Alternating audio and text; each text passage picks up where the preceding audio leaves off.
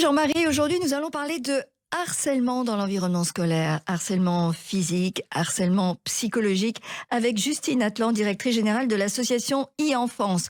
Bonjour Justine. Bonjour. Alors, effectivement, les réseaux sociaux font partie de la vie de nos adolescents et le cyberharcèlement existe. Et c'est pas avec l'évolution de l'intelligence artificielle que tout ça va s'atténuer. Qu'est-ce qu'on peut faire, nous, parents, pour essayer d'éviter au maximum les dérapages?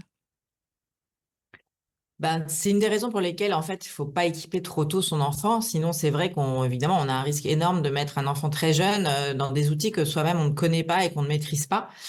Donc, je pense que si les parents ont un peu plus peur, peut-être aujourd'hui, de ce qu'ils voient émerger comme progrès en quelque part technologique, avec notamment l'intelligence artificielle, etc.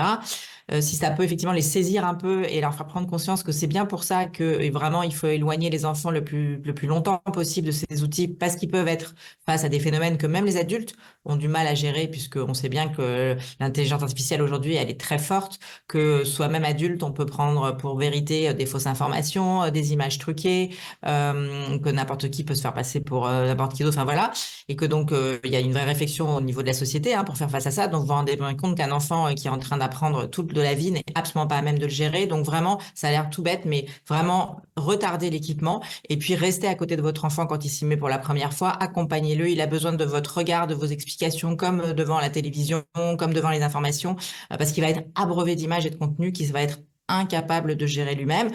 Installer du coup ce rapport de confiance aussi, ce qui fait que si votre enfant il a déjà vu des images avec vous, vous lui avez expliqué, ça veut dire que si jamais il voit des choses qu'il comprend pas ou il lit des choses qu'il comprend pas, il aura plus facilement le réflexe de vous poser des questions. Bien sûr. Il saura effectivement que Alors, voilà, vous êtes même d'y répondre, mais il n'y a pas non plus d'école de l'internet, à part l'utiliser et être confronté mais au les parents maximum aussi doivent faire attention à ce qu'ils Absolument. Alors véhiculent les comme... parents, tout à fait. Les parents doivent faire attention parce que leur enfant ne leur appartient pas et l'image de leur enfant ne leur appartient pas.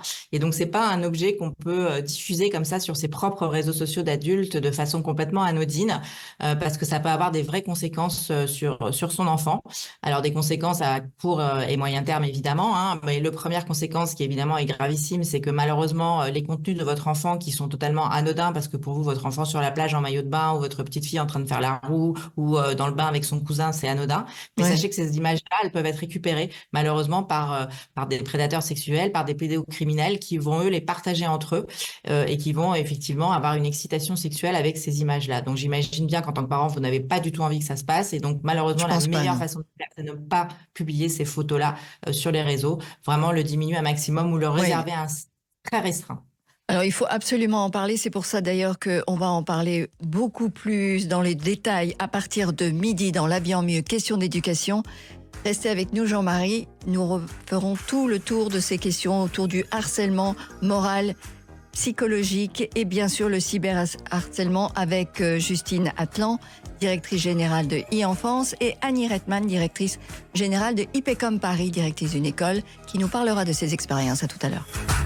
Academia vous a présenté La vie en mieux, question d'éducation. Catherine Bully.